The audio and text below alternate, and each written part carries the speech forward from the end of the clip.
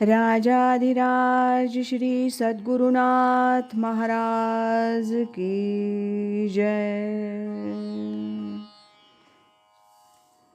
तीर्थस्वरूप परमपूज्य श्री रामराय गोविंद केळकर तथा श्री दासराम महाराज यांच्या वचनांवर आधारित श्री दादांचेच अंतरंग सत्शिष्य न गोखले यांनी लिहिलेल्या नित्य नवा दिस जागृतीचा या ग्रंथातील आज ऐकूया 6 एप्रिल या दिवशीचं चिंतन।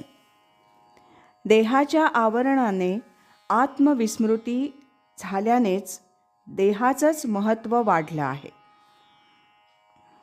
चैतन्याला व्यवहारात उपयुक्त म्हणून देहाची निर्मिती आहे। मायेच्या पिंजऱ्यात अडकून ब्रह्म रडतं आहे असं भगवान रामकृष्ण परमहंस म्हणत असत।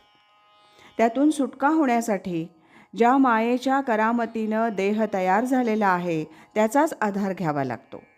जडाशिवाय चैतन्याचं चालत नाही आणि चैतन्याशिवाय जडाचा काही उपयोग नाही। तहान लागली तर जड देह हलवूनच पाणी प्यावं लागतं, पण जड देह हलवण्यासाठी आत चैतन्याची आवश्यकता आहेच। असं परस्पर विरुद्ध तत्वांचं एकीकरण करून ठेवलेलं आहे।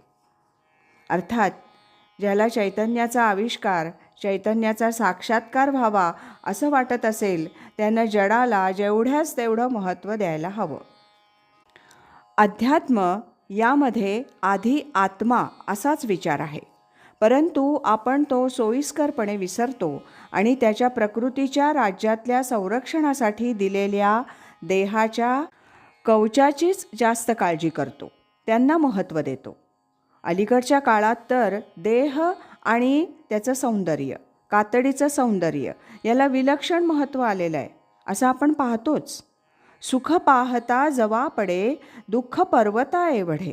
यामध्ये जवा एवढा असलेला जो आत्मा आहे त्याच्यात खरं सुख आहे आणि त्याच्या मानानं पर्वताकार असलेल्या देहाच्या अनुषंगानं दुःखच आहे, पण ते लक्षात न घेता आपण दुःखच कुरवाळत बसतो असं झालंय।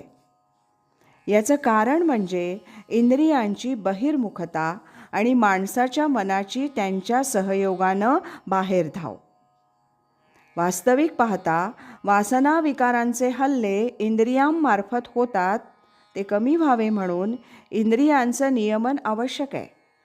त्यांच्या मागे उभी असलेली मनाची शक्ती कमी करून बुद्धीचा वापर जास्त वाढला पाहिजे, म्हणजे देहाचं महत्त्व कमी होईल आणि आता देहाला हलवणारा जो आत्मा आहे त्याची आठवण राहील। देहच मी ही देहबुद्धी जाऊन मी आत्मा आहे, आत्म्याला संरक्षण म्हणून देहाचं आवरण आहे अशी आत्मबुद्धी वाढायला हवी।